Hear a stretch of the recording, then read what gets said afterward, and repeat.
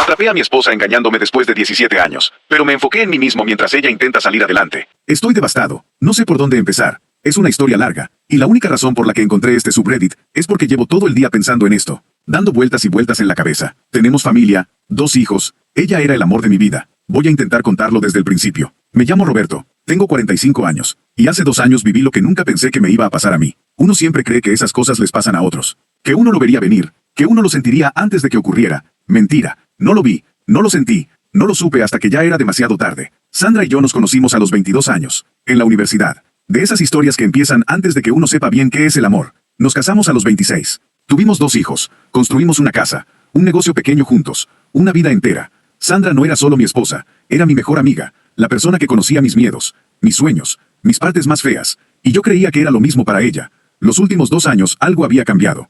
No fue algo dramático, no hubo pelea grande, no hubo momento específico. Fue como si Sandra de a poco se fuera volviendo una extraña. Llegaba más tarde del trabajo, el teléfono siempre en la mano, boca abajo cuando yo me acercaba, las conversaciones más cortas, la risa menos fácil. Yo le preguntaba si estaba bien, si había algo que necesitara, si estábamos bien, y ella siempre decía que sí, que era el trabajo, que era el estrés, que era el cansancio, y yo le creía, porque cuando alguien lleva 17 años siendo tu persona, le crees. Eso fue mi error más grande. El día que descubrí la verdad no fue como en las películas, no la agarré con alguien, no encontré mensajes en el teléfono, no llegué a casa antes de tiempo, fue mucho más simple, y mucho más doloroso. Ella me lo dijo.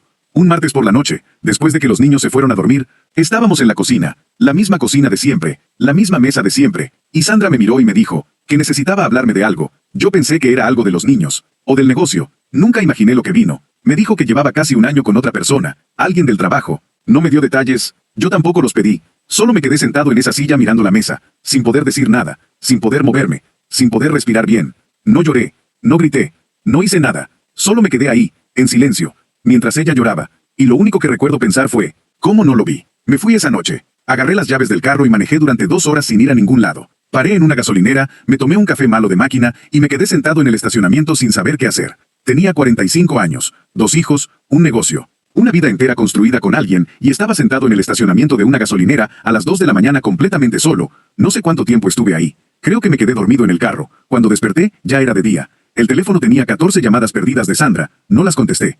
Los primeros meses fueron los peores de mi vida. No lo voy a romantizar. Fue horrible. Simple y directamente, horrible. Me quedé en casa de mi hermano. No podía comer bien. No dormía. Iba al trabajo porque no sabía qué más hacer, pero no rendía nada. La gente me decía que el tiempo lo cura todo. Y yo quería creerles, pero cuando estás en el medio de eso, el tiempo no se siente como un regalo, se siente como algo que tienes que sobrevivir. Cada día era sobrevivir hasta la noche, y cada noche era sobrevivir hasta el día. Así fueron los primeros 3 meses. Hubo una noche específica, como al 4.º mes, estaba solo en el cuarto de mi hermano. Los niños estaban con Sandra, y de repente me golpeó todo junto. El silencio, la cama vacía, los 17 años, todo lo que ya no iba a hacer. Esa noche lloré como no había llorado desde que era niño. No el llanto discreto, el otro, el feo. El que sale del estómago, y cuando terminé, estaba agotado, pero algo había cambiado, como si hubiera necesitado vaciarse para poder empezar a llenarse de algo diferente. El cambio no fue inmediato, no fue que lloré esa noche y al día siguiente era otro, pero algo había decidido dentro de mí, no iba a dejar que lo que Sandra hizo definiera lo que yo iba a hacer de ahí en adelante. Ella tomó sus decisiones, yo iba a tomar las mías.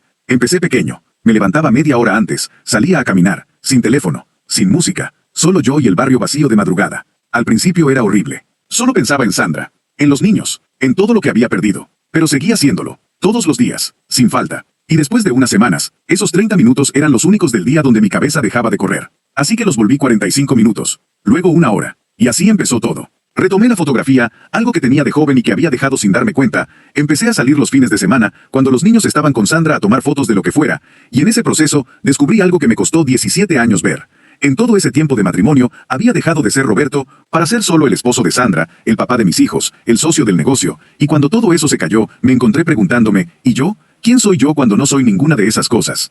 Esa pregunta al principio me aterraba, después se convirtió en la más interesante que me había hecho en años. A los 18 meses de la separación mi vida se veía así. Tenía mi propio departamento, que ya sentía completamente mío. La relación con mis hijos era mejor que en los últimos años del matrimonio, porque ahora el tiempo con ellos era completamente de ellos, sin tensiones, sin distracciones. El negocio estaba funcionando mejor que nunca, y había conocido a alguien. No voy a dar detalles, solo voy a decir que por primera vez en mucho tiempo, estaba conociendo a una persona desde un lugar tranquilo, sin urgencia, sin miedo, solo curiosidad. Y eso se sentía bien. ¿Y Sandra? No le guardo rencor, y lo digo de verdad, no como frase bonita. La relación por la que dejó todo terminó a los pocos meses. Lo supe por los niños que sin querer lo mencionaron. No sentí satisfacción cuando me enteré. Sentí algo más parecido a la tristeza. Porque Sandra es la mamá de mis hijos, y verla empezar de cero a los 43 no es algo que yo le desee. Pero el karma no me pidió opinión, solo hizo lo suyo. Si alguien está leyendo esto y está en los primeros meses de algo así, no les voy a decir que va a estar bien de inmediato. Porque no va a estar bien de inmediato, les voy a decir algo diferente. Enfóquense en ustedes, no en lo que hizo la otra persona, no en el karma, no en lo que va a pasar con ellos, en ustedes. Porque al final, lo único que pueden controlar es lo que hacen con lo que les tocó. Y resulta que eso es suficiente. Si esto les resonó, si están pasando por algo parecido ahora mismo, o lo pasaron en algún momento, cuéntenlo en los comentarios. Los leo todos. Y si conocen a alguien que necesita escuchar esto hoy, compártanlo. Nos vemos en la próxima.